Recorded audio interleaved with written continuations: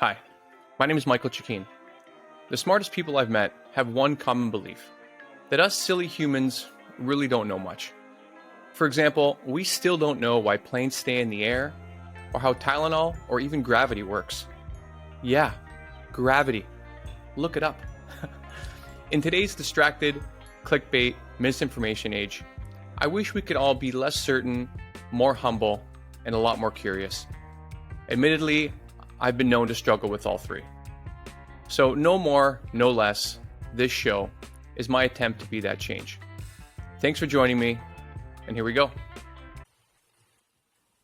Hi everybody, welcome back to No More, No Less. I'm still your host, Michael Chikeen, and today I'm very excited to have on Ash Glover-Ganapathiraju with us today. Ash was raised in India, but spent most of her adult life in Arkansas and Indiana. In her 15-year career, Ash has worked in a variety of roles, launching consumer products for brands like Nestle and Starbucks. Ash is the founder of oh-jus-wee company, a regenerative food company founded on the thesis that food is the most accessible way for everyone to engage in climate action from exactly where they are.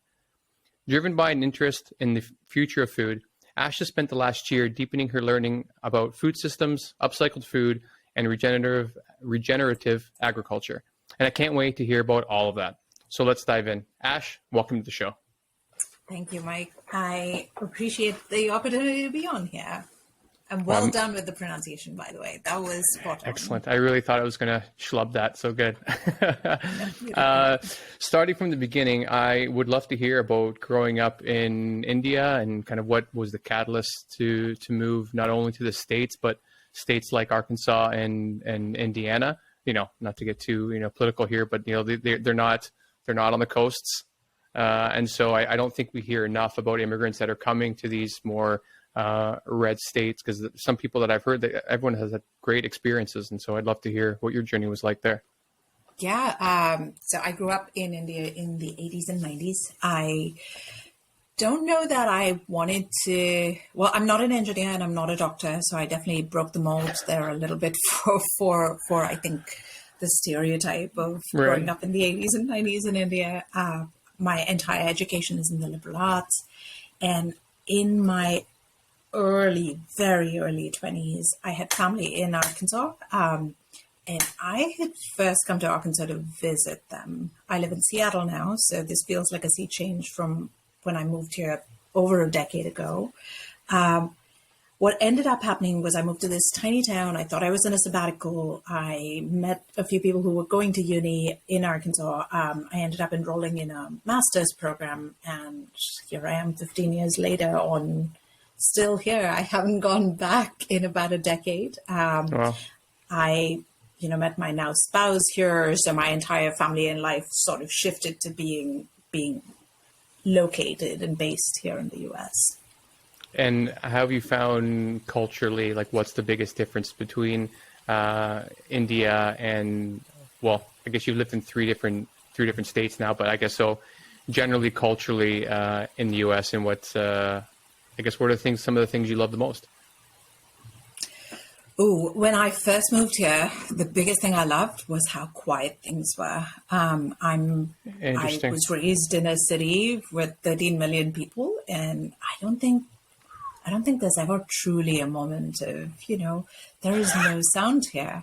And when I moved to visit family, it was in Bentonville, Arkansas, which at the time had maybe 20,000 people all told, but not all of them. Bentonville, Arkansas it's Northwest Arkansas. And it's where Walmart and J.B. Hunt and Tyson Foods are headquartered in that region. So there's a ton more diversity than you would expect, because there's a lot of suppliers. There's plenty of people that immigrate into that part of Northwest Arkansas for work. What's the name of it again? The city is called Bentonville. Yeah. Bentonville. I have heard of that. Yeah, I've heard there's an entire ecosystem built around. I've even heard a notable entrepreneur say recently on a podcast that if he was starting over, he would move to Bentonville and just network with people and get in. And because it's become quite a dynamic place to do business, and you wouldn't think that. Yeah, it's absolutely true. I think what Bentonville is today is way different than what it was when I first moved there, like 15, 16 years ago.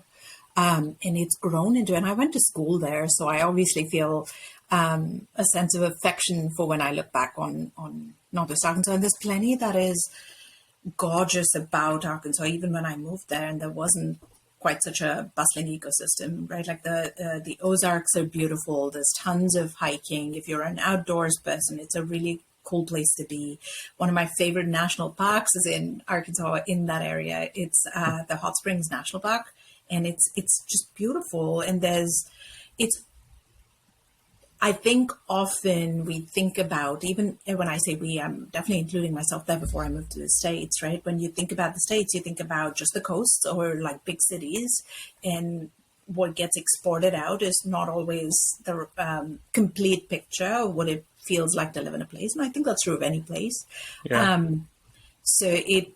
Places that we think of as flyover country I found that they're quite vibrant when you invest in them. The biggest other change I would say is food related, right? Like when I moved I was raised vegetarian. I wasn't vegetarian for most of my life. I'm not today. I'm very plant forward in my diet, but I'm not vegetarian. I'm similar. Oh, good. We should talk about that too. Sure. When I moved to Arkansas, I think the biggest change for me was not finding enough vegetarian food options. And I, for health reasons, had to move to a dairy-free diet for a period in my life while I was living there. And that was another change too. Like I had to make a real effort a decade ago to find food that didn't have dairy in it. How do you enjoy pizza without dairy? Right. Yeah. Or gelato. There's very few, vegan gelato that there's some that's good, but come on, the original. It's hard to mess with the perfect formula. It is. It really is. But I have found that as well in different places. So I'm originally from outside Toronto, and I lived in Toronto, and I find living in Barcelona is easier to be vegan vegetarian than in a place like Toronto. There are a lot of restaurant options, but to find the grocery stores that shelve quality enough vegan and vegetarian options for meat replacements, there's just not very good. You have to go to really specialty stores. It's not as accessible in all the supermarkets, and the options are quite slim. So I can definitely relate to that. At home now, I'm mostly vegan with some fish here and there. And then if I'm ever going to have meat, which really is a rarity now, it's kind of like if I'm at a really nice place, or let's say I'm in Italy, which it is almost impossible to be vegan or vegetarian there. You tell them your friend's vegetarian, and they'll just bring them salmon. So it's you kind of need. I know. I think that you have to go into those sort of cultures and realize that it's not their job to adapt to you. And you either have to like bring your own food or find grocery stores and really find your way to adapt. Because they are very, very beautiful cultures, but meat has been, and animal products have been so ingrained in them for so long that it's kind of like, I don't know, I would say like England and Ireland and drinking. Like you go there, and if you realize that you're sober, you're not going to drink at all. Like you have to realize that maybe you're going to have a conversation with somebody about that for why you're doing that. But anyhow, as you were saying, so yeah, you were in Bentonville or in Arkansas, and then it seems like you worked at some pretty notable companies launching some of their products, and then eventually decided, I'm out. Yep, that's it. What? Why was that? Did you, like me? Did you? Well, not really. This is afterwards. But Did you read something like the Overstory, and then? Oh my gosh, a little bit. So I wish I've been trying to figure this out myself too. Right? I wish I could point to one moment that was an aha moment for me that said, "Oh, dang! Like now's the time to change my life." I don't think it was that. When I look back, there's I think been different points of intervention where I knew I was going to. Well, hindsight's 2020. So looking back, I can tell you like a very clean story of when I first heard about X or how I changed my thinking about, food systems. Right. I think really for me, it was the triggering factor was the pandemic. as you said, I spent the better part of the last decade working at brands like Starbucks and Nestle. My last role was being part of the team that launched Chameleon Organic Coffee nationally here in the United States. And it was great fun, but being in the pandemic was also deeply stressful. Consumer products never slowed down in the US in the pandemic. I'm a parent, so I have a tiny human running around, and I suddenly was, both teacher and friend and spouse and mum and doing my day job. And I was involved in advocacy work within the organization for employee advocacy, specifically for LGBTQ folks, for women. And I think it all sort of layered on each other to be very, very overwhelming. I think the pandemic in general was deeply overwhelming. And then all of the work that I was doing started to feel quite intense. For me, that was the breaking point, and that was the intervention point where I had to stop and take stock of whether or not I was filling my own cup before I went into my workday. And I wasn't. For my own life, that wasn't working out. And that was the point for me to say, okay, I need to stop and find something else to do. And when I took that break, really I worked with a coach, I had a good support system, and I'm very fortunate to have had that. It reminded me that I've always been interested in sustainability. And at the same time in my professional career, I always stepped away every time I was offered a sustainability role. I chose not to take it. Part of that is because I wasn't super keen on how sustainability is being, and I think this is changing a bit, but how sustainability is typically thought of in gigantic organizations or even in large organizations, just your average large organization. It often becomes not core to your business decisions, but I think that exists on the side, a sort of auxiliary, tertiary thing that you have to take care of in order to have the right marketing message, have the right communications message, make sure your policy is aligned. But the business decision itself is not tied to sustainability in a way that would break the business if you moved away from sustainability, if that makes sense. Right, it does. It's interesting how I'd like to touch on two parts actually. So one is just getting education in sustainability. So I'm currently trying to develop a next gen vegan protein bar at the moment. And that was born because I wanted to get into something else. I've been doing e-commerce for a while, and the Overstory definitely pushed me over the edge to wanting to be part of the solution. And I looked at a couple of schools to say, okay, could I go get a master's or do 1 or 2 years of, real formal education? But I live in Southern Europe, and I had no intention to want to move to London or some, random US state to do so. And there was nowhere I could find that had a virtual class that would allow me to enroll. I must have emailed faculty from all sorts of universities, and if they even got back to me, it was an arduous journey to discuss with these people what I was trying to do. Like, it really was like the walled garden was up and in full effect in academia. And I think that's a real shame because, I would like to do something that I know is giving back and making a difference. And so part of it was, okay, I'll start a vegan protein bar that I would want to eat. That's not just for, people working out all the time. It's for the mom on the go, but just has more nutrients and all of these things. And this podcast, though it's not going to be only centered towards sustainability and climate, there's just so many other voices out there that are telling people to eat meat all the time that I figured I can at least throw my voice into the ring.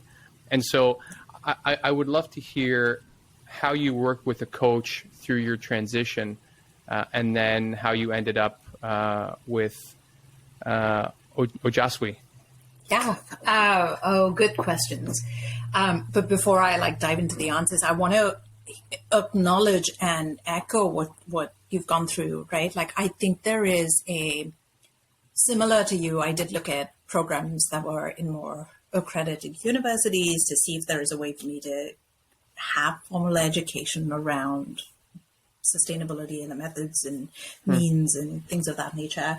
A couple of things. I think student debt is real. I have two Right. master's degrees and I'm still paying off student debt from them. But the reason I shared that is because these programs are not always accessible either by cost or by logistics or just life situations. What I've become hopeful about is that there are places like Terra.do. I don't know if you've heard of them. I have, and I haven't looked too much into it, to be honest. So please tell me more. Yeah, so I love Terra's program. They have a flagship Learning for Action program, which is for professionals from wherever they are in their career to come and learn about climate change as a problem and to understand how to work through their own skills or with their own skills and contribute to the world of climate. So I find programs like Terra.do's program incredibly hopeful, and their goal is amazing too. Right. I have not done Learning for Action, but I did do Terra's Farm School. So for me, the other piece about seeking learning was, as I grow older, I think I'm moving more and more, and I've had some sort of leaning in this direction anyway for all of my life, I think, moving more and more from what's academic and theoretical to how does this apply in daily life? What does this mean when I make a choice at a grocery shelf? Or what does this mean when I'm parenting my child and need to say something or frame something up for her about how we live in the world, right? And I was looking for programs that had more of a practical bent. And so my challenge in that space too is, yes, Ivory Tower, tons of really good, important, worthwhile research. Mm-hmm. How do you take that into, especially when you're in the liberal arts and not in applied math or applied science, right. How do you take that into action? And I couldn't find a program that would fit both logistics and cost and me not having to relocate my entire life and hit this practical application point. So long-winded way of saying, I hear you, and I think it's a very real problem. I think the way that specifically in the area of climate, what I'm seeing more and more of is this sort of grassroots mutualist action from not just young people, but professionals who have a decade or so under their belt, who are coming together and saying, okay, sure, I may not be able to make this my career, but how do I incorporate some level of climate impact into my daily work or my daily life? And working with a coach for me was a refining process. Like for me, it was looking inward and figuring out how do I know more about myself? And the more, aptly so, I think the more I started to learn about or work with my coach about what are the things that I value in my life? How have I demonstrated those values? And if I haven't, then if there's a disconnect between what I say I value and how I'm living my life, how do I bridge that gap?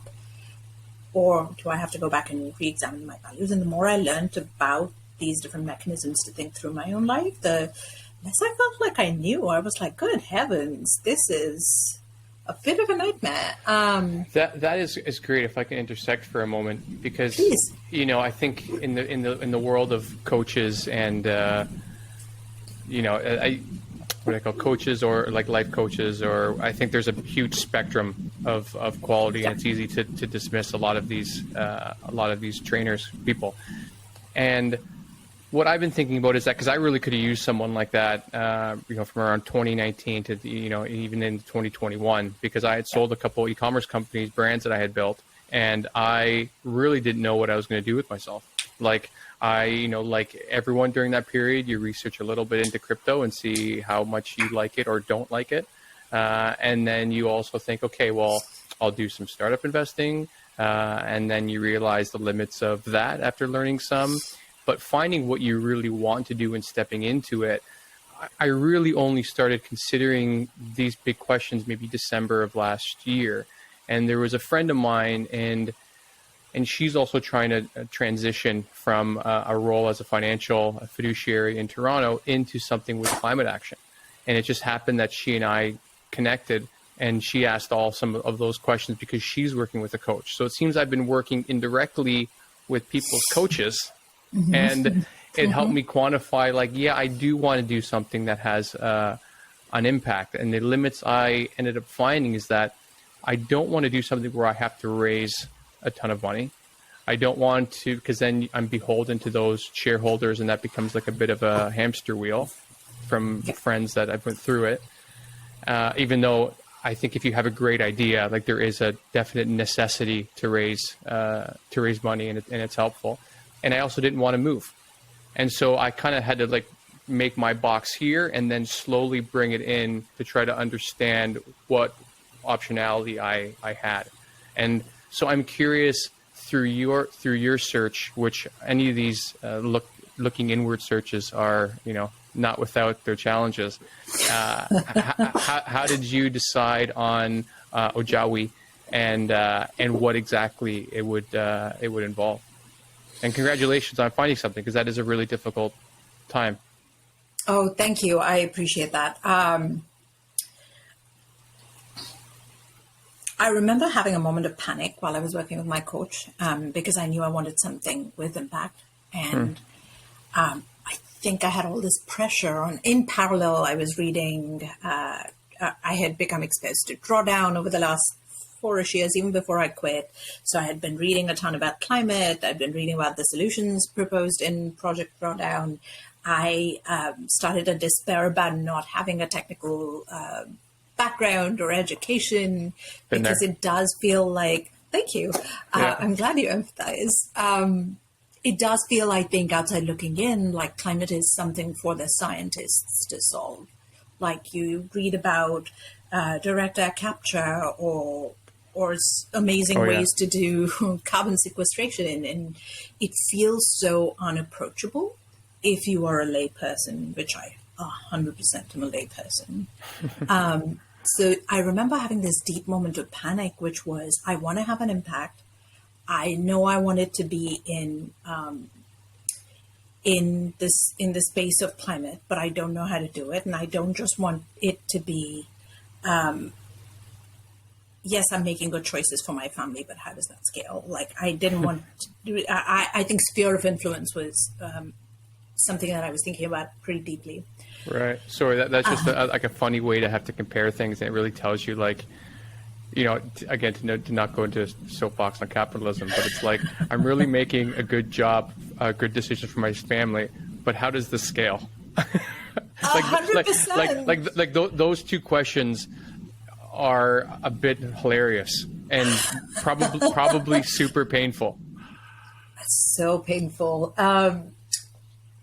So painful in so many ways. And I think for me, I had to first acknowledge that I wasn't going to, because the other piece is this, you're right, capitalist, but also cultural, and by cultural, I mean like just family pressures and what you see around you in the society of what professional success looks like. And for me, working in a kitchen or working with a food product wasn't something I'd ever considered professional success, because it does feel, and working with a coach for me, Michael, was a process of unlearning so much of that, right? And unlearning what professional success means, unlearning what we call skilled labor versus not skilled labor. And what does it mean to create a food product that, it would push me back into the world of consumer goods. And there is, much like you described the hamster wheel of taking investment, I think there is there's the tendency when you present as a CPG product, as a consumer packaged product, to say, okay, this quarter you made X, next quarter you have to grow by X.2, the quarter after that you have to have another 10% growth, and it's a never-ending cycle of growth. Right. And that just did not sit. Everything I was reading, everything I was learning about donut economics, about why our world is in the state it is, about this notion of extractive capitalism versus level of mutualism, I couldn't find, that was my big breaking moment to say, okay, maybe I don't make an impact. And it's kind of egotistical, right? But I think working with a coach, my biggest learning was, so I'm only a tiny speck of humanity and I don't have to be the next Facebook. What? Yeah. Stunning. Letting go. In aggregate, we're quite powerful. And I don't think enough of us understand that message, because like you said, it seems like such a heavy lift to help the climate, especially if there are people, even laymen, like probably like me. You seem to be in it now, so you're less layman now, and whereas you understand enough to realize how messed up it all is, and to think that other people are going to solve it is a bit of a fantasy. And so we have to do the small things that we can. So how I decided on that bar, because it's such a crowded space, was like, well, I just need to solve a problem for myself. And maybe I can have just better ingredients, more nutrients that will make people buy this instead of something they would buy with milk or whey, for example. And then I can look for compostable packaging and see if I can do that. And then, but like you said, with CPG goods, I'm already aware of the investment that I'm going to have to put to have a first run of these bars and the risk behind that. And through any entrepreneur journey, I'm sure you've dealt with this with your coach as well. There's the journey and the struggle to find what you want to do, but then there's the journey itself that is a constant struggle. So how did you land on the business that you were going to create? I'm sure there was options that are plenty. Good question. I think once again, like just super non-linear, I started out thinking about food waste and plant-based diets are the top two solutions for, when you look at Project Drawdown, for example, and you rank the solutions by what's going to keep our planet under 2 degrees by the end of the century. I knew that food waste and plant-based diets were the top two solutions there. It's still, I think if we push that threshold down and say 1.5 degrees, that's the threshold, not 2 degrees. Food still shows up in the top 5. Wow. For me, this started out as a food waste journey. It started out as a food waste journey out of like personal needs several years ago, because I knew that stuff that we were buying for the house in the grocery store, we were wasting a ton of that food. We would get a bag of 20 carrots, but when you're a household of 2 and 2.15 people, there's not that many carrots that are going to get eaten in the week. And so I think for me, it's seeing some of those reflected in life. And as I started to explore the idea of food waste, I started to come up against some limitations in what I could execute versus what's a black box in the space of food waste. And then I did the Climate Farm School course, which was a way for me to understand where our food comes from and sources of waste, kind of. And I approached it as I just want to learn about our food system. I've been raised in cities most of my life. Even my adult life, despite being in Arkansas and Indiana, which tend to be more industrial, agricultural states, I wasn't actively involved in my food system. Sure, I went to the farmer's market, but that was the extent of my involvement in our food system and bought stuff. Yeah. So I wanted to learn how food was being grown, what kind of decisions were being made around it. And as an anthropologist at heart, I really started to feel an internal personal discomfort around the good, bad binary that we were starting to hear around food, right? Like animals bad, milk bad, almonds great, but almonds also bad. Right. Avocado is great, but avocado is also bad. And it's just so overwhelming to think about all of that. So I think for me, what started out as food waste, the more I learned about the food system, the more I started to see some of these places where problems that I was solving for myself, I could also help my community understand and learn to solve. And I was starting to see some of these gap areas, right? Like the more I learn about regenerative ag, the more I know that there are farmers here in North America that are really going back to is a bit of an overstatement, but that are finding ways to regenerate their soil, that are not pro monocropping, that want to encourage biodiverse crops on their land, that want to incorporate animals into their ecosystem. And there are people who, like me, who want to eat better, who want to take climate action in their everyday life, even if they don't want to change their entire career to be bent towards climate action, which is a totally legitimate choice.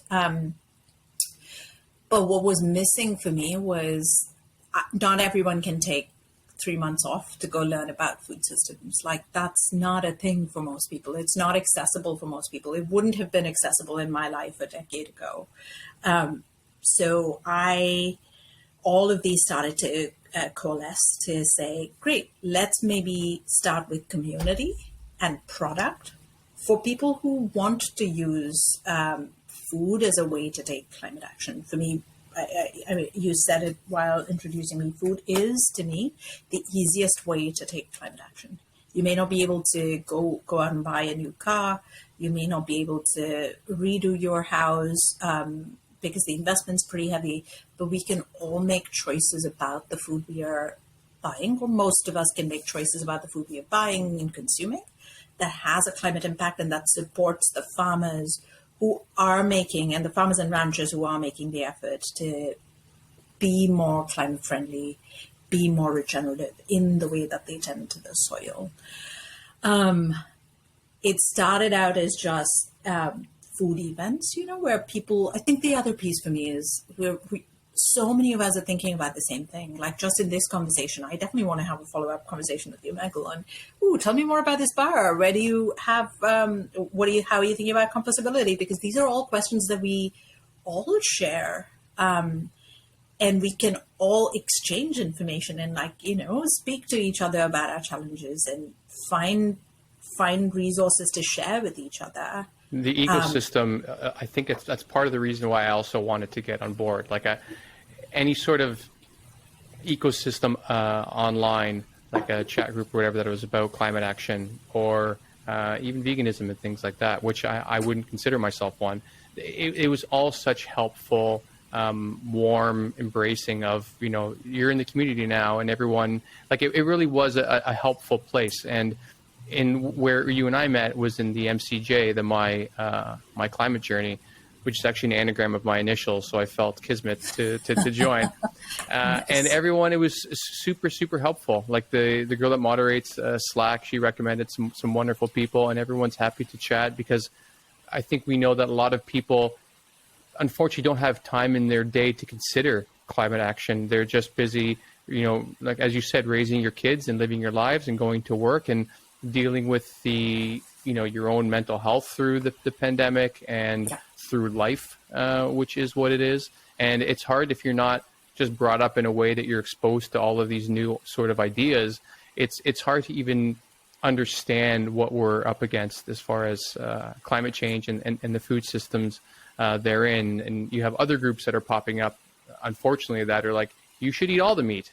Now you should eat all the testicles and the organs, and like this is the way to be superhuman. And so it's like it seems to be always breeding something else that's the antithesis of progress, unfortunately. And I don't think that we should never eat an animal ever again. Like there is something in the history of humanity that has eaten animals, but I do think, and feel free to disagree with me, but I do feel that we're at a point that we are so privileged, at least in the West, that we can create food systems as you are, that we don't need to depend on animal agriculture, that we don't need to have all of this cruelty in the way that they're produced, and hormones and all these things, which I'm sure you know. But so it's great to hear that you thought food systems was the best place to get started. And how has your journey been so far with that new business? When exactly did it start? Like, when did you open your doors, so to speak? Oh gosh, 5 months ago, something like that. April of this year, so not too long. I think the idea itself has been was probably seeded a while back, but I couldn't pinpoint to when. We opened our doors 5 months ago. We've done a few things since then. I think what I want to drive home for anyone that interacts with oh-jus-wee is animals have a role in our ecosystem. And I think very, very early in this conversation, you sort of talked about going into a culture and prescribing to the culture what they should be doing. And that is,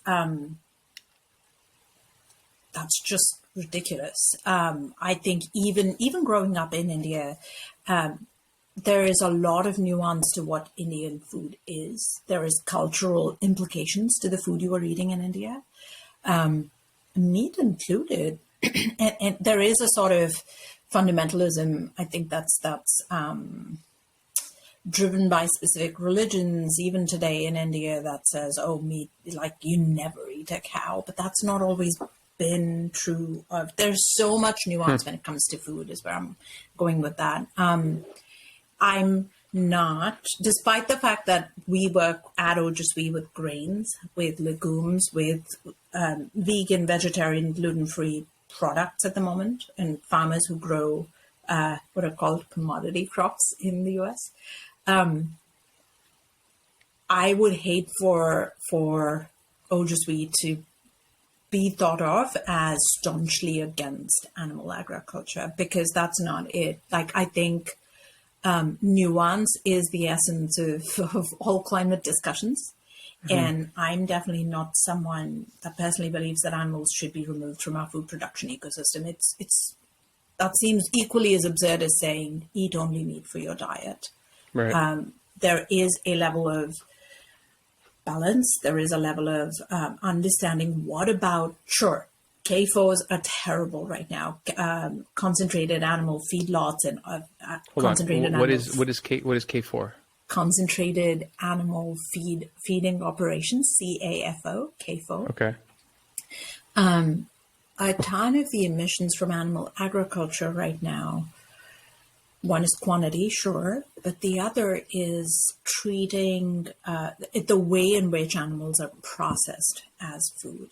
And we grow here in the US, a lot of our corn, wheat, and soy are repurposed to create animal food, and then animals are then taken to these concentrated feeding operations, which have tons of problems, including disease, packing animals into inhumane conditions, everything that we think about when we say, oh, animals as food are bad for you, right? Like it comes from the way in which animals are being raised and processed as food. The animal itself, like a cow, pardon the pun, I have no beef with a cow. It's doing what it's meant to be. Ruminants are important to the health of a land. When you think about what does it mean what did indigenous populations, how did they tend to the land? That is, so many of those principles are re-emerging as regenerative agriculture and regenerative ranching right now. Herds of bison that were moving from place to place versus, endlessly grazing on land. That's informing so much of ranch and animal management at the moment for regenerative farmers and ranchers. All this to say, Oh-jus-wee is focused on vegan, vegetarian, gluten-free, but that's because we are part of a system. I'm not looking to replace an entire diet. I'm not. And I would go so far as to say, I don't think there is a diet that works for every single person on this planet. I think we see it in our own houses, in our own families. My diet's different than my spouse's diet. My diet is different from my closest friends' diets, and that's fine. I think we need a little bit of everything, the same way that I think we need a little bit of everyone playing a certain role. We all don't need to go back to the land and be farmers, because then that's not a system. It's just a bunch of farmers. But we do need systems that help farmers who are making the effort to grow our food in a sustainable, ethical, environmentally friendly way. We need to find systems that create markets for them. You can have demand, you can have supply, but you also need a market to connect the demand and supply. And that's, I think, where I see businesses like businesses playing a role, or organizations playing a role, or even the vegan bar that you're creating. It speaks to a specific demand, and it hopefully speaks to a specific set of practices that you are sourcing from, or farmers that you're sourcing from, but you are creating the vehicle that takes the stuff that is being created to the people that want it. Because if you threw a bag of millets at someone right now, they'd probably be like, what do I do with this bag of millets here? Right. And then there's first I would ask, what is a millet? That would be my first question.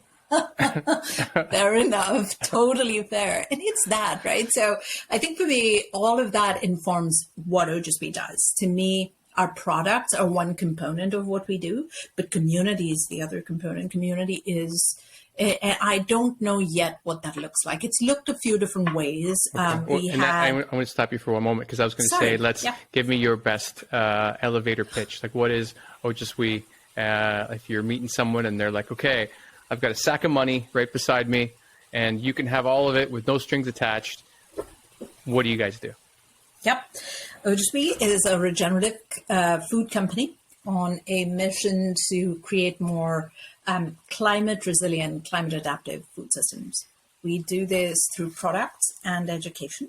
On the education side, our goal is to bring together different people in different roles in the food system, and in pop-ups or in online classes, both of which we've done in the last 5 months, to just get conversation going, because different people have different questions, and that's how we create communities, connecting people in different roles so they can understand each other and ask with curiosity and learn with curiosity. On the product side, we source biodiverse ingredients from farmers who are using climate-friendly and regenerative practices, and we put them in formats that are approachable, that are accessible, and super convenient. And at the moment, deeply inspired by my own South Asian culinary sort of heritage and tradition. And that's entirely selfish.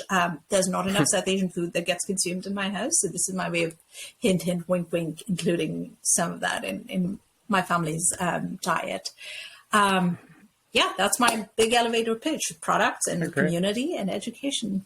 It's funny you say South Asian because, and I hope I get this region right, because my first, I connected with someone through the GFI, the Good Food Institute, and he's an entrepreneur in London, and he and I were chatting. He was doing his MBA there, and we were looking for different ideas to do something together, because my elevator pitch to the person that put it up on the MBA board in, I think, Cambridge or wherever he was like, Canadian entrepreneur based in Europe, wants to start something in the next 6 months, wants to find a founder who's up, basically.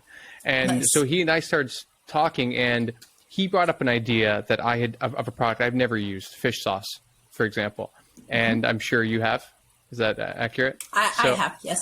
So, but I loved his idea. He was like, there's like 50 fish that go into every one of these bottles, and they use it all over the world. People use it at home, but there are no really good vegan equivalents to this. And so we called a few fermentation companies and, for development and things like that. And it didn't work out to get off the ground. And I think he's working on a leather upcycling startup, because he was part of a entrepreneur incubator in London. But fish sauce, I still think, is a great idea for anyone listening to this. I think vegan fish sauce that's done at a high level could, especially if you're using it in China, if they're willing to go away from the traditional. But I have to tell you, because I had to do research to find out what fish sauce was, I really have no idea. Like my family, my entire family background is Italian, and I will go to a Thai restaurant and then eat a wrong dish and my mouth is burning for a week. And so I've stayed away from some of this cuisine, and fish sauce is something I've never heard of. And so I bought like whatever the Red Boat one, for example, because it's supposed to be like the Cadillac of it. I've never tasted something so terrible in my entire life. It was horrific. And that was like, well, maybe I shouldn't be doing this business, that I don't want to create something that tastes like this. So we even researched, like, maybe we can create a funky flavor that isn't so pungent. But in the end, we decided, not to move forward because of different things. So what do you think of a fish sauce? And if there's something to be created there that could be a product that could really have a market? This is the question. There's so many ways I could answer this. Is the question creating new things that have a market that are vegan, vegetarian alternatives? No, first it was just on its face, like if you think like a vegan fish sauce would have a market at all, and just so hopefully somebody can take and run with that. Maybe you guys, because obviously there's in Asia there is such a gigantic market for such things. I mean, my gut says there's always a market. There's always someone seeking an alternative to a specific cuisine. I wonder if kelp would work. Because the idea of fish sauce to me is a little bit like the idea of curry, right? Like it's not, curry means nothing to most Indians, Pakistani people. Like it's a saucy gravy based dish. Like that's what I thought of as curry.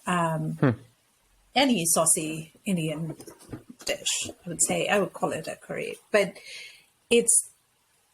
fish sauce to me feels much the same way, as in there's so much nuance to it. So I'm sure I use coconut aminos instead of soy because I have a mild soy allergy. So if there is a market for coconut aminos, it feels to me like there is a market for an alternative food. And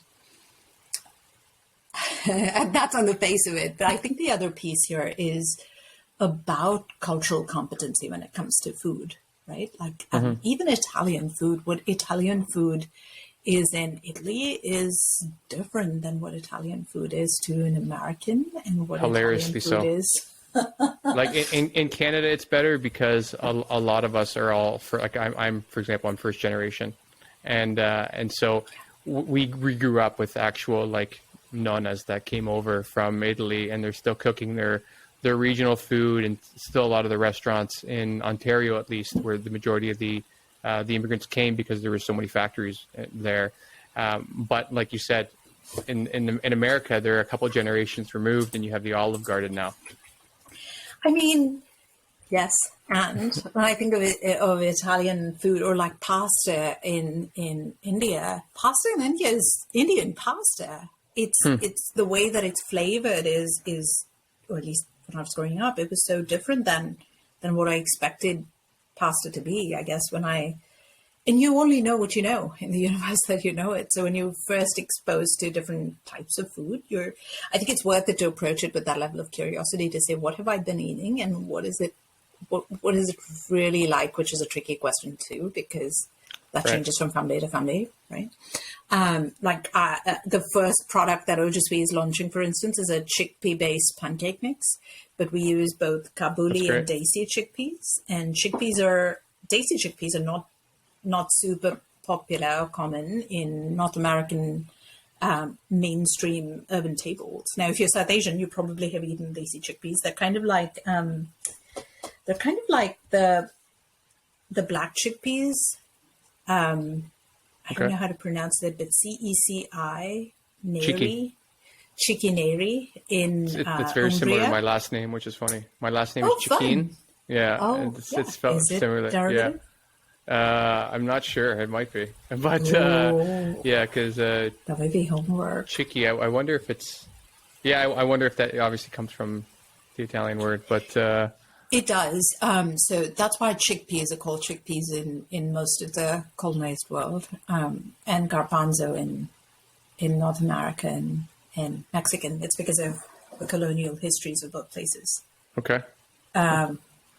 Story for a different time. But chikineri is a specific type of black chickpea that's only grown in Umbria by farmers in Umbria. Wow. And kala chana or literally black pulses, black chickpeas. They're grown in regions in India, parts of Turkey, and we now in North America and in Canada. So the farm that I'm working with is in Canada, funnily enough. And they grow these amazing black chickpeas, but there's not really a market for them. All that to say, there is commonality in food that we can find, right? Like chickpea pancakes are kind of like soccer, like the Italian chickpea based things. There's so much that can be shared across cultures when it comes to food. And so I'm sure there's a market for alternative fish sauce that works in different styles and different cuisines. But I worry about alternatives, including the products we're making. I worry about the narrative around them. What I would hate to see happen, like I said, was to say, oh, this is the best thing versus this other thing that is terrible. It also, I think, for me, something that I'm conscious of as also a first generation immigrant is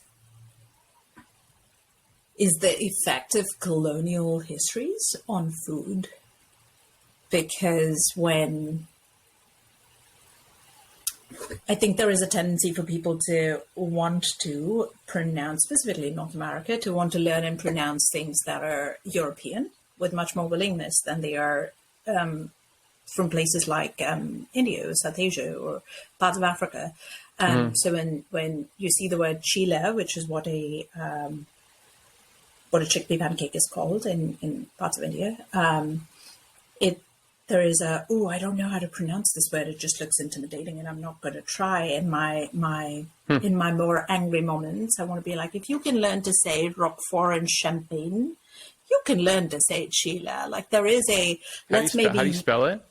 There's a couple different ways. I've seen it spelled Cheela or Chilla. Yeah, I would. Well, yeah, that's interesting. Because I would have been surprised that Americans would be off-put by a new food word or things like that. Are you still exploring the market to see what consumers are saying? I'm much less willing to change the name. I don't know that it's just. Yeah, I don't think it needs to be. I was just curious if you found people actually are off-put from learning how to say it, like Chilla or spelt with EE. I think it's hard to not say that correctly. Exactly the way it looks. Yeah. Right. And not to mention, there's so many Indians in the U.S. now that I think if this is their home food, they're happy to say like, hey, listen, Roger, that's pronounced Chila. Oh gosh, well, yes, and I don't know that it's only a North American thing, or even an American thing. Gosh, we need a whole different hour to talk about colonialism and its effect on different parts of the world. But yes, we are still exploring the market. Some of this is my own wanting to accommodate a market, and which market am I accommodating? If I'm trying to take something that is not mainstream and make it mainstream, or bring something to urban tables that has gone missing from urban tables, like how are we going to do that, and what is that phrasing that works? It's also with oh-jus-wee, right? Oh-jus-wee is a word that exists in my vocabulary, but it doesn't for so many others. I appreciate every time someone asks, how do I pronounce it? Because it shows that they're approaching it with a level of curiosity, and I genuinely appreciate it. Versus, I have had people look at the company name and advise that I use a different doing business as name. I've had people look at the company name and just refuse to pronounce it because they're intimidated by it. But so much of that is hesitation and fear and judgment based versus curiosity based. And if there's anything that I want to do with food and climate and in general with life is say, ask more, right? Be more curious, ask more. And I want to just be the place where you don't feel judged by having to learn to do a new thing. That's also the idea behind taking a crop that you haven't grown and putting it in a format that you understand. So right, it's really interesting you brought that up. It's a shame that I was going to change my name even for this show and use maybe my mother's maiden name or a last name from my family's region in Italy. Because my whole life I've been having to correct people on my name, like literally since I remember people calling my name out and they're like, no, it's pronounced like this. No, it's like, so I completely understand where you come from, even on the business name.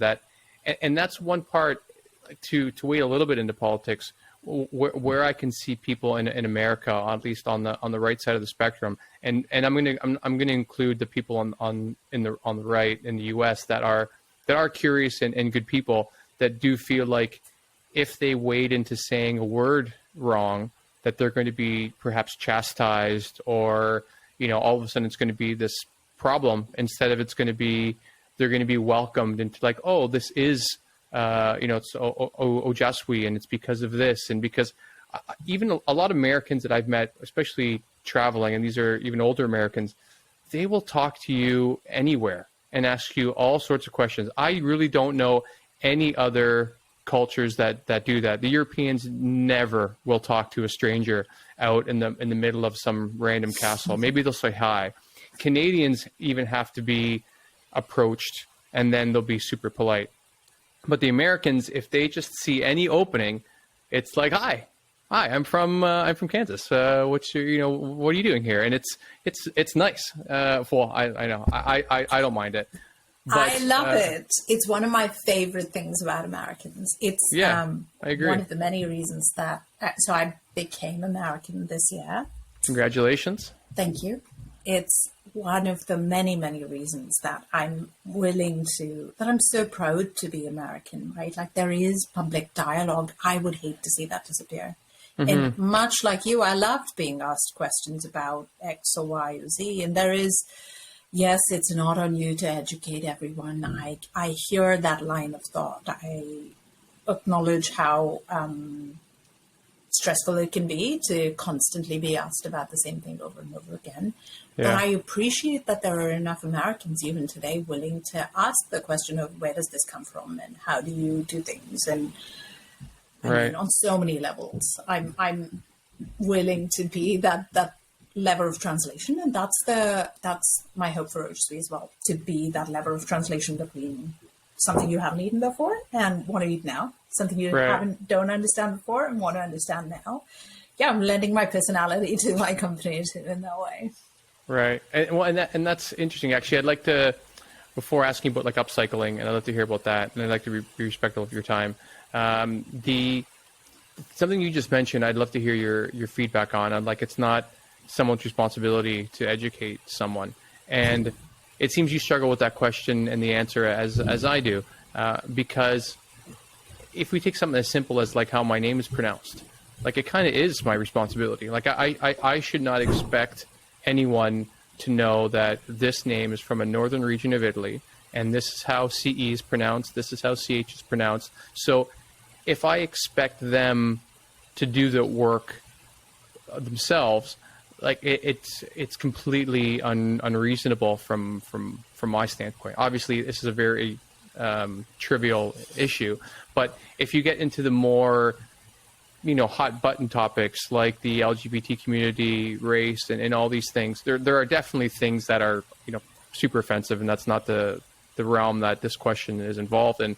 But like, I wonder how you feel that, like, is there some sort of responsibility that if someone is asking you a question, that becomes a bit of an invitation that they want access to that world, they want to know more and to be invited in and welcomed, and when it's met with such animosity that, how dare you ask me this thing, like, it's fostering a divide that I don't think that person intends.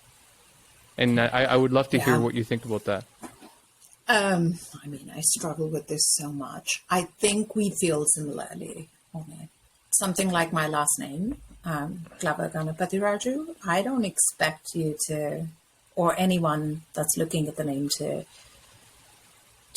know intuitively how to pronounce it. I think for me, the distinction is whether the asker of the question is approaching it with a sense of curiosity or with a sense of entitlement.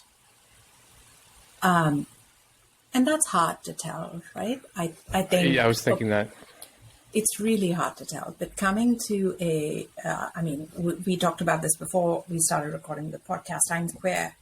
So oftentimes, I'm queer and I'm Indian. So oftentimes in the communities in which I move, I may be the first queer person that someone has met. Wow. I think this is a decision that every person in the position to answer makes for themselves. I think it's a decision that, like, if I'm being asked constantly, what is it like to be gay/queer? It could get really old really quickly. Sure. But I think there are occasions where I'm more than willing, where I know that with a family member, they're asking out of a sense of curiosity, or they want to apply what they're learning, or they have a niece, nephew, someone that they are trying to understand better. And I think getting context for the question and approaching it from a sense of respect for my time and respect for my space, that to me is the distinction. Right. Because you don't want to feel like you're forever campaigning for the queer community, and because, I understand that. And much like you're not the stand-in for all of Northern Italy, I'm not. I wouldn't mind if I'm being honest. I wouldn't. I really would take that job.